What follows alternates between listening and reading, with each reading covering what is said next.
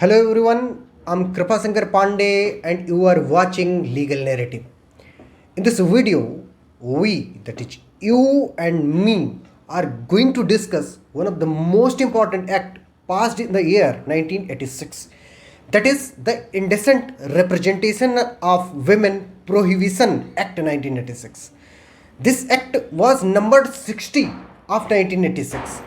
इस एक्ट में हम विमेन के इंडेसेंट रिप्रेजेंटेशन के प्रोहिबिशन की बात करते हैं, ना कि इंडेसेंट रिप्रेजेंटेशन की बात करते हैं। किसकी बात करते हैं? इसके प्रोहिबिशन की बात करते हैं। जैसे हम अक्सर सुनते हैं कि कौन सा एक्ट पढ़ने जा रहे हो, तो कहें इंडेसेंट रिप्रेजेंटेशन ऑफ वुमेन पढ़ने। नहीं, प्रोहिबिशन एक्ट पढ़ने जा रहे हैं। ठीक है। This video is going to be beneficial for Rajasthan Judicial Service Examination as well as for the Uttar Pradesh Judicial Service Examination. This act was published in the Gazette of India on 27th of September 1987. अब आपको ये date note करनी होगी। कौन सी date? 25th of September 1987। क्यों note करनी होगी? क्योंकि इस दिन ये एक्ट ऑफिशियल गैजेट में गवर्नमेंट ऑफ इंडिया के पब्लिश किया गया था। ठीक है। इससे पहले कि मैं अपने इस लेक्चर को या अपनी इस वीडियो को और आगे बढ़ाऊं, आपको ये इंश्योर करना होगा कि आपके पास एक बैरेक्ट, चाहे वो हार्ड कॉपी में हो चाहे सॉफ्ट कॉपी में हो, एक पेन और एक कॉपी जरूर होनी चाहिए। ठीक है। अब शुरू करते हैं। अच्छा, इसमें मैं कुछ हो सकता है कि इंग्लिश में बोलूं और कुछ हिंदी में बोलूं, तो जहां पे मुझको सुविधा होगी उसके अकॉर्डिंग बोलूंगा, लेकिन अगर आप लोग कहेंगे तो अगले वीडियो से उसको उस तरह से अमेंड कर लिया जाएगा। ठीक है। चलो,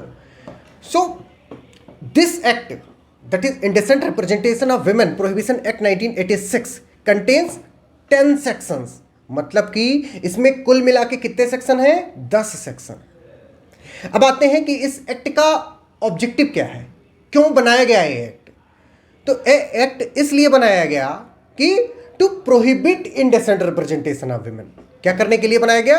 to prohibit indecent representation of women. कैसे इंडेसेंट रिप्रेजेंटेशन ऑफ वुमेन?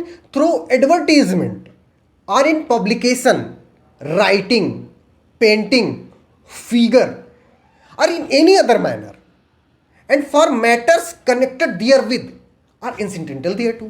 मतलब अब वो चाहे तुम एडवर्टीजमेंट के थ्रू इस चीज को पब्लिश करवा दो, इंडेसेंट रिप्रेजेंटेशन ऑफ विमेन कर दो, या किसी राइटिंग के थ्रू कर दो, या किसी पेंटिंग के थ्रू कर दो, इन सारे चीजों को प्रोहिबिट करने के लिए ये एक्ट लाया गया। ठीक है। अब हम अरेंजमेंट ऑफ सेक्शन की, क्योंकि इसमें 10 सेक्शन है, तो जो पहला सेक्शन अपना है वो बात करता है कि short title, extent and commencement. इसका मतलब होता है कि इस एक्ट को हम शॉर्ट में कहेंगे क्या, इसका नाम क्या होगा, मतलब शॉर्ट टाइटल। तो सबसेक्शन 1 कहता है, सेक्शन 1 का, कि this act may be called the indecent representation of women prohibition act 1986। ठीक। और सेक्शन 1 का सबसेक्शन 2 कहता है कि it extend to whole of India. पहले हुआ करता था कि जो ये कोई भी एक्ट हुआ करते थे वो जम्मू कश्मीर पे लागू नहीं हुआ करते थे, लेकिन इस एक्ट के साथ ऐसा नहीं है। This act extend to whole of India. क्यों? क्योंकि जो 2019 में जो अमेंडमेंट किया गया, जो एक्ट पास किया गया, जम्मू कश्मीर रीऑर्गेनाइजेशन एक्ट, उसके तहत अब ये जो एक्ट है या कोई भी सेंट्रल गवर्नमेंट का एक्ट, वो होल ऑफ इंडिया पे लागू होता है। अब वो एक्सेप्शन नहीं रहा। ठीक है। अब आगे बढ़ते हैं। It shall come into force.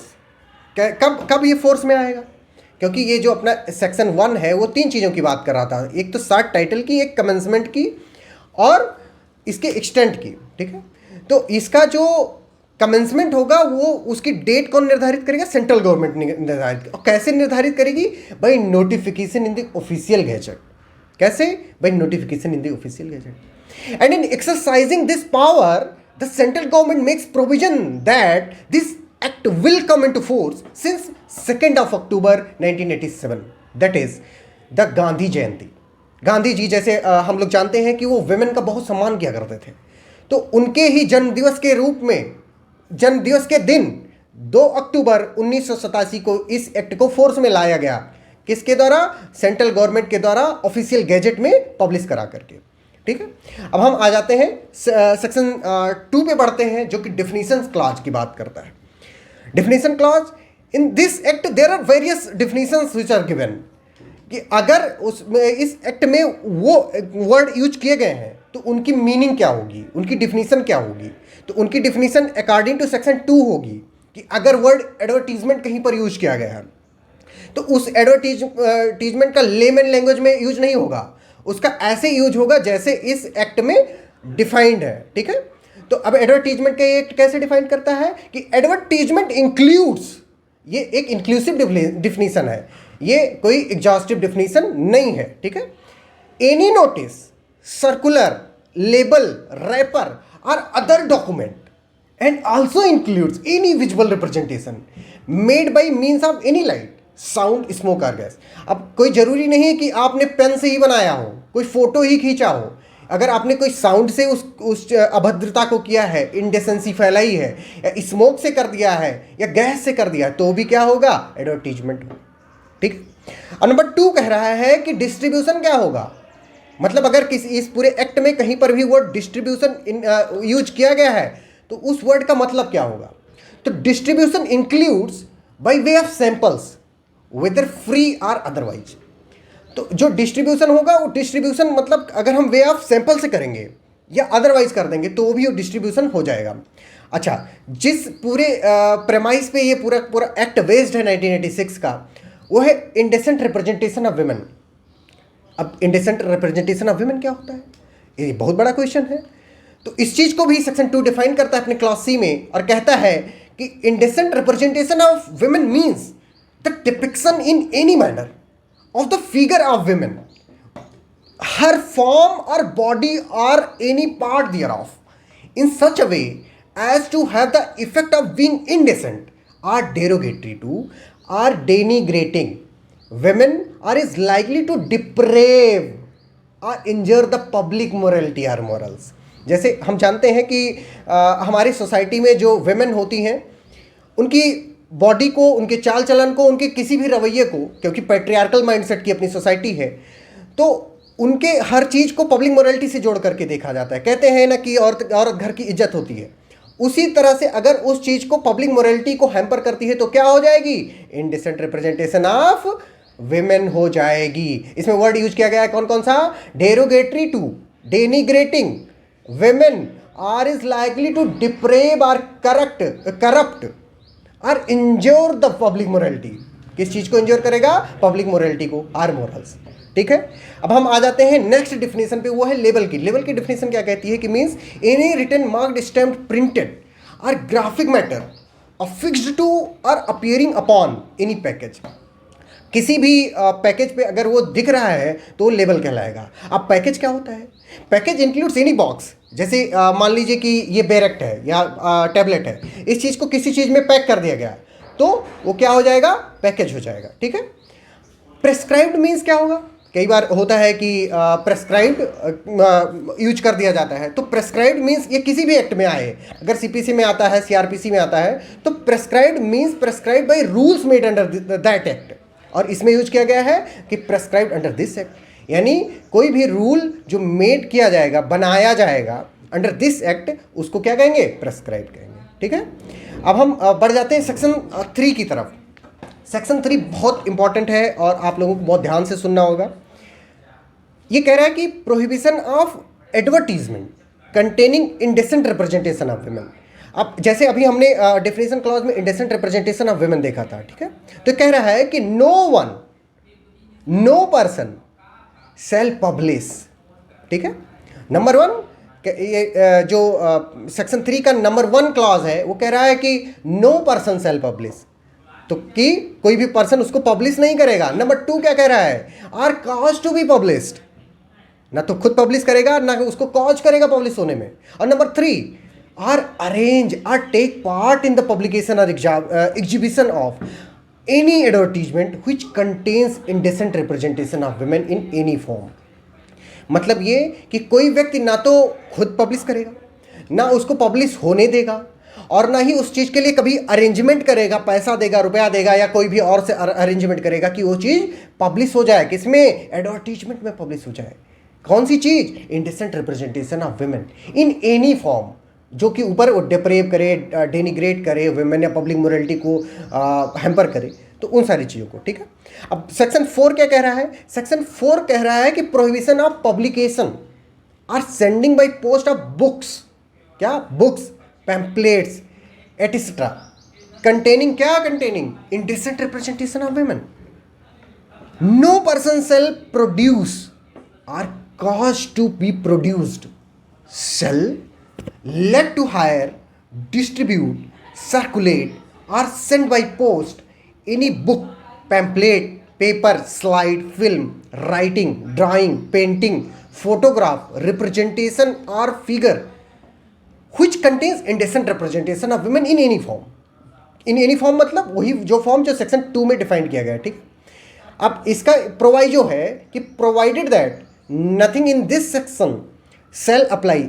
इसका मतलब ये कि ये जो पब्लिकेशन अभी ऊपर बताया गया, इसका एक्सेप्शन क्या क्या आएगा। तो इसका एक्सेप्शन है नंबर फर्स्ट कि एनी बुक हो, अगर कोई भी ये जो रिप्रेजेंटेशन किया गया है वो एनी बुक में किया गया हो, या पंपलेट में किया गया हो, या पेपर में किया गया हो, या स्लाइड फिल्म में किया गया हो, writing, drawing, painting, photograph representing women or her figure, the publication of which is proved to be justified.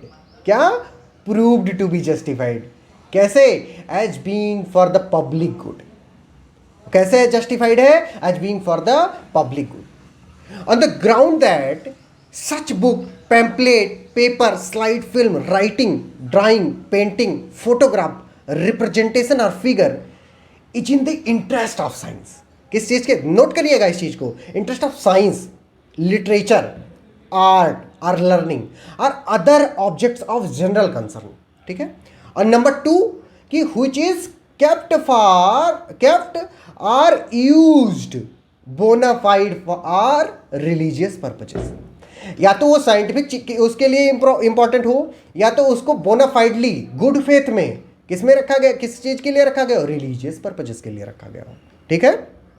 अब हम इसी प्रोवाइजो के कंटिन्यूएशन में बी है, वो कह रहा है कि any representation sculptured, engraved, painted or otherwise represented on or in, जैसे हम अपने देखते हैं कि खजुराहो या कई सारी और टेम्पल्स में जो फिगर्स बने होते हैं, कई बार जो सेक्सुअल इंटीमेसी को दिखाते हैं, वो देवी देवताओं के सेक्सुअल इंटीमेसी को, या हो सकता है कुछ और हो, तो उन सारी चीज़ों में क्या होगा, उनको भी एक्सेप्शन में रखा गया है। ये कह रहा है आगे, क्या कह रहा है कि और ये सारी रिप्रेजेंटेशन किसके द्वारा प्रोटेक्टेड हो, कि any ancient monument within the meaning of the ancient monument act, monument and archaeological sites and remains act 1958 के तहत, या एनी टेम्पल और any car used for the conveyance of idol or kept or used for any religious purposes, ठीक है। Number C कह रहा है कि any film in respect of which the provisions of part 2 of the cinematograph act 1952 will be applicable, ठीक है। तो अगर ये सारी चीज़ें होती हैं कि या तो वो रिलीजियस पर्पज के लिए यूज हो रही है, या तो सिनेमेटोग्राफ एक्ट के तहत यूज हो रही है, या archaeological sites and remains act के तहत प्रोटेक्टेड है, तो क्या किस में आ जाएगी, एक्सेप्शन में आ जाएगी। अगर उस पर इनग्रेव्ड कोई चीज़ है तो वो इंडेसेंट रिप्रेजेंटेशन ऑफ वुमेन नहीं मानी जाएगी। किसी को कोई शक मुझे नहीं लगता कि होगा, ठीक है। अब हम आगे बढ़ते हैं। अब ये हो गया इंडेसेंट रिप्रेजेंटेशन, मान लो कि कोई कर ही रहा है इतने के बावजूद भी कि ये नहीं होना चाहिए, फिर भी कोई कर रहा है, तो क्या होगा कि power to enter and search, किस सेक्शन में, सेक्शन 5 में। किसी को कोई डाउट, सेक्शन 5 में होगा power to enter and search. अब अगर जांच करनी है तो क्या पावर होनी चाहिए, तो वो ये पावर होनी चाहिए। सेक्शन 5 का क्लास 1 कहता है कि subject to such rules as may be prescribed. जैसे अभी हमने प्रेस्क्राइब की डेफिनेशन देखा था कि prescribed by rules made under this act, any gazetted officer authorised by the state government, mark my words, this gazetted officers to be authorised by state government may within the local limits of the area for which he is so authorized। क्या क्या कर सकता है ये gazetted officer authorised by state government? Number A, enter कर सकता है and search at all reasonable time with such assistance if any with such assistance if any as he considers necessary. ठीक है, मतलब ये इंटर करेगा, सर्च करेगा और ऐसी असिस्टेंस लेगा अगर इसको कोई ज़रूरत लगती है, as he considers necessary any place in which he has reason to believe, note down this word, reason to believe that an offense under this act has been or is being committed। या तो इस act के अंतर्गत कोई offence commit कर दिया गया है या कमिट किया जा रहा है, तो ऐसे प्लेस पे वो क्या करेगा, इंटर कर जाएगा और उस प्लेस को क्या कर सकता है, सर्च कर सकता है। ठीक है, और नंबर बी, अब इंटर कर दिया, सर्च कर लिया, अब उसको मान लो कोई चीज मिली तो उसको क्या कर सकता है, सीज कर सकता है। सीजर की पावर है, सीज एनी एडवर्टीजमेंट और any book, pamphlet, paper, slide film, writing, drawing, painting, photograph, representation और figure which he has reason to believe contravenes any provision of this। इसमें भी देखो, पिछले वाले में भी क्या था, रीजन्स टू बिलीव था, और इसमें भी क्या है, रीजन्स टू बिलीव है। और इसमें कौन सा कैसा रीजन है, reason to believe that any act is in contravention of, contravenes any of the provision of this act. ठीक है, अब सी कहता है कि एग्जामिन कर सकता है, ये किसकी पावर है, फिर गैजेटेड ऑफिसर की पावर है। Examine any record, registered document or any other material object found in any place mentioned in clause A and seize the same if he has reason to believe, फिर क्या है, reason to believe that it may furnish evidence of the commission of an offence punishable under this act. ठीक है, provided that no entry under this subsection shall be made into the private dwelling house without a warrant। भैया ये वाला जो proviso कह रहा है कि किसी के भी प्राइवेट घर में जिसमें वो रहता हो, ऑफिसर नहीं घुस सकता। कैसे नहीं घुस सकता है, बिना वारंट के नहीं घुस सकता है। प्रोवाइडेड फर्दर दैट, एक अगला भी प्रोवाइजो इसमें जोड़ा गया कि that the power of seizure under this subsection may be exercised in respect of any document, article or thing which contains any such advertisement including the contents if any of such documents, article or thing, if the advertisement cannot be separated, क्या नहीं किया जा सकता, cannot be separated by region of its being imposed upon or otherwise from such document, article or thing without affecting the integrity, utility or saleable value thereof। अगर उस चीज को separate नहीं किया जा सकता है, क्यों नहीं सेपरेट किया जा सकता है, क्योंकि उसकी इंटीग्रिटी खत्म हो जाएगी, उसकी यूटिलिटी खत्म हो जाएगी, उसकी सेलेबल वैल्यू खत्म हो जाएगी, तो उस पूरे चीज को क्या कर लेगा, सीज कर लेगा। ठीक, अब सेक्शन जो ये 5 है इसका क्लास 2 कह रहा है कि the provision of the code of criminal procedure 1973 shall so far as may be apply to any search or seizure under this act as they apply to any search or seizure made under the authority of warrant issued under section 94 of the said act। अच्छा, आप लोग comment section में मुझे बताओगे कि किस chapter में CrPC के सर्च और सीजर की बात की गई है। बताओगे कि नहीं बताओगे, हाँ बताओगे, मुझे पता है आप बताओगे। अच्छा ठीक है, चलो पॉज करो वीडियो को। अच्छा ठीक, मैं ही बता देता हूँ। सेक्शन चैप्टर 7 हम देखेंगे सीआरपीसी का, जिसका टाइटल है process to compel the production of things. उसी सेक्शन उसी चैप्टर के अंतर्गत हम क्या करते हैं, पावर देते हैं। किस चीज़ की पावर देते हैं, हम नहीं पावर देते हैं, वो सीआरपीसी पावर देता है। किस चीज़ की पावर देता है, सर्च और सीजर की पावर देता है। किस चैप्टर में, चैप्टर 7 में। ठीक, वेयर नंबर क्लास 3 क्या कह रहा है, where any person seizes anything under class B or class C of subsection 1 he shall as soon as may be inform the nearest magistrate and take his order as to the custody thereof। किसका order लेगा, nearest magistrate का order लेगा। इसमें differentiate नहीं किया गया है कि जुडिशियल मजिस्ट्रेट होगा कि एग्जीक्यूटिव मजिस्ट्रेट होगा। ठीक है, अब बात आ जाती है कि मान लो कि ये सब हो गया, उसने सर्च एंड सीजर कर लिया, वो पाया कि कोई गिल्टी है, अब उसका ट्रायल हुआ और सारी चीज़ें हुई, तो उसको पेनल्टी का दी जाएगी। तो पेनल्टी का प्रोविजन किस सेक्शन में किया गया है, section 6 talks about the penalty. Any person who contravenes the provision of section 3 और सेक्शन 4 शैल बी पनिशेबल।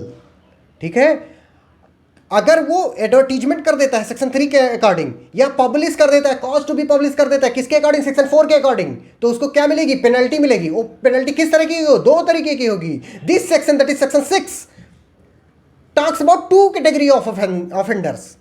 दो तरीके की पनिशमेंट की बात करता है, दो तरीके के ऑफेंडर की बात करता है। Number 1, on the first conviction, अगर मान लो कोई व्यक्ति पहली बार कन्विक्ट हो रहा है कि तो on the first conviction with imprisonment of either description for term which may extend to, कितने साल, 2 साल, and with fine which may extend to कितने हजार रुपए, 2000 रुपए, कितने, 2 साल की सजा होगी और 2000 रुपए का जुर्माना होगा। कब होगा भैया, जब तुम पहली बार कन्विक्ट होगे। किस चीज के लिए, इंडिसेंट रिप्रेजेंटेशन ऑफ विमेन के लिए। किस किस सेक्शन में, सेक्शन 3 और सेक्शन 4 के कॉन्ट्रावेंशन में। And number two talks about in the event of second और सब्सिक्वेंट कन्विक्शन। अगर मान लो कि आपने दोबारा कर लिया, आपका मन नहीं माना कि एक बार और करते हैं, तो आपने फिर कर दिया इंडिसेंट रिप्रेजेंटेशन। अब क्या होगा भैया कि in the event of second or subsequent conviction with imprisonment for a term not less than 6 months, उसमें तो 2 साल से नीचे कुछ भी मिल सकता था, 10 दिन का, 2 दिन का, 1 दिन का मिल सकता था। लेकिन अगर आपने सेकंड चांस किया ऐसा कुछ, तो 6 महीने से नीचे की सजा नहीं मिलेगी, और ये 6 महीने से लगा करके 5 साल तक एक्सटेंड की जा सकती है। And also with a fine not less then 10,000 rupees. उसमें कितना था, 2,000 रुपीज था, और इसमें कितना है, 10,000 rupees, not less than 2,000 rupees, and which may extend to कितना रुपए, 1 लाख रुपीज। किसी को कोई डाउट नहीं होगा, डाउट। अब हम आगे बढ़ते हैं कि ये तो इंडिविजुअल की बात हमने कर ली, लेकिन अगर यही सारे ऑफेंस मान लो किसी कंपनी के द्वारा किए जाते हैं, तो इस प्रोविजन की बात करता है section 7। Section 7 of indecent representation of women prohibition act 1986 talks about the offences by the companies where an offense under this act has been committed by a company. Every person who at the time the offense was committed was in charge of, ध्यान दीजिएगा, was in charge of and was responsible to the company for the conduct of the business of the company. ठीक है, या तो इसका in charge हो या तो क्या हो, रिस्पॉन्सिबल हो। किस चीज के लिए, the conduct of the company. ठीक है, the conduct of the business of the company as well as the company, मतलब वो तो व्यक्ति तो लाइबल होगा ही होगा कि ये कंपनी भी लाई, shall be deemed to be guilty of offence and shall be liable to be proceeded against and punished accordingly. मतलब भैया ये कि जो इंचार्ज है उस टाइम कंपनी का और कंपनी दोनों एक साथ लाइबल होंगे, कोई भी इसमें सेवरेबिलिटी नहीं लगाई जाएगी। ठीक है, इसका एक प्रोवाइजो दिया गया कि provided that nothing contain in this subsection shall render any such person liable to any punishment. कब if he proves that the offence was committed without his knowledge.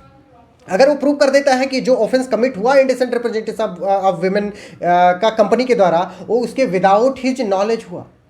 और number 2, that he had exercised all due diligence to prevent the commission of such offense।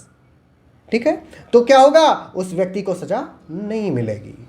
Notwithstanding, class 2 कह रहा है कि notwithstanding anything contained in subsection 1 where any offense under this act has been committed by a company and it is proved that the offense has been committed with the consent of or connivance of or is attributable to any neglect on the part of any director, manager, secretary or other officer of the company, such director, manager, secretary or other officer shall be proceeded against and punished accordingly।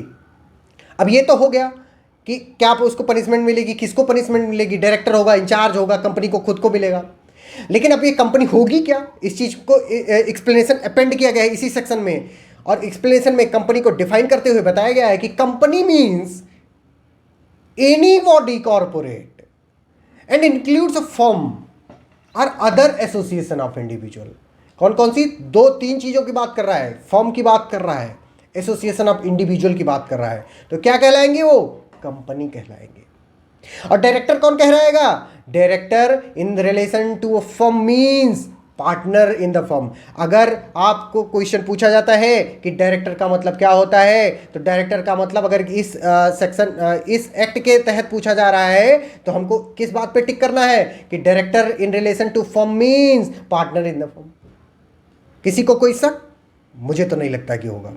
आगे बढ़ते हैं, अगर किसी को कोई शक हो तो कमेंट्स बॉक्स में बताइए, ठीक है। अब सेक्शन 8 पे हम पहुंच जाते हैं। सेक्शन, अच्छा ये ऑफेंस हो गया, हर चीज़ हो गई, पनिशमेंट बता दिया गया, कंपनी के द्वारा ऑफेंस बता दिया गया, उसका पनिशमेंट बता दिया कि किसको मिलेगा। अब ये ऑफेंस जो होगा इस एक्ट के तहत वो कैसा होगा, उसका नेचर क्या होगा। तो सेक्शन 8 बात करता है कि offences to be cognizable and bailable, cognizable होगा और वेलेबल होगा। सेक्शन 8 का क्लास 1 कह रहा है कि notwithstanding anything contained in the code of criminal procedure 1973 an offence punishable under this act that is indecent representation of women's prohibition act 1986 shall be bailable. Bail मिल जाएगी, उसमें general bail मिल जाएगी। And an offence punishable under this act shall be cognizable. कैसा होगा? Cognizable होगा। अब हम बढ़ जाते हैं कि हमें नेचर पता हो गया कि ऑफेंस का कैसा होगा, कॉग्निजेबल अवेलेबल होगा। अच्छा, मान लो कि अगर कोई ऑफिसर है, स्टेट गवर्नमेंट है या सेंट्रल गवर्नमेंट है, उसने कोई एक्ट किया गुड फेथ में, तो और फिर पता चलता है कि वो जो एक्ट था वो इंजूरियस टू एनीबडी हो गया और वो उसका जो इंटेंट था वो फुलफिल नहीं हुआ, तो क्या होगा? उसको प्रोटेक्शन दी जाएगी। किस सेक्शन के तहत? Protection to be given under section 9। ये केस क्या बात करता है? Section 9, protection of action taken in good faith. ये कह रहा है सेक्शन कि no suit, prosecution or other legal proceeding से लाई अगेंस्ट किसके? Central government or any state government or any officer of the central government or any officer of the state government for anything which is in good faith done और intended to be done under this act. क्या? या तो उस चीज को किया हो या उस चीज को इंटेंड किया हो। किस चीज? कैसे? गुड फेथ में। तो क्या होगा? ऑफेंस नहीं होगा, उसको पनिश नहीं किया जाएगा, उसको पेनल्टी नहीं लगाई जाएगी। अच्छा, ये चीज हो गई। लेकिन जैसे सेक्शन 2 में जब हम डिफाइन कर रहे थे तो हमने प्रेस्क्राइब की डिफिनेशन देखी थी। उसमें हमने कहा था कि prescribe by this rules made under this act. अब कौन सी ऐसी एजेंसी है, कौन सी ऐसी गवर्नमेंट है, वेदर सेंट्रल गवर्नमेंट और state government is capable enough to make the rules under this act. तो पावर टू मेक रूल्स कौन सा सेक्शन डिफाइन करता है? सेक्शन 10 बात करता है पावर टू मेक रूल्स। तो ये सेक्शन क्या कहता है कि द सेंट्रल गवर्नमेंट में, कौन? द सेंट्रल गवर्नमेंट में by notification the official gazette, ऐसे वैसे नोटिफिकेशन नहीं देगा, किसमें देगा? Official gazette, make rules to carry out the provision of this act. इसका मतलब भैया ये है कि स्टेट गवर्नमेंट रूल नहीं बना सकती इस एक्ट के अंतर्गत। किसी को कोई शक? अब हम इसी सेक्शन 10 के क्लास 2 में देखते हैं कि in particular and without prejudice to the generality of the foregoing power, यानी power to make rules, such rules may provide for all or any of the following matters. ये जो रूल बनाया जाएगा वो किस किस चीज की बात कर सकता है कि manner, number A, manner in which the seizure of the advertisement or other articles shall be made, manner in which the seizure list shall be prepared and delivered to the person from whose custody any advertisement or other article has been seized. जो section 5 में बताया गया था वही वाला search or scissor की ये बात कर रहा है।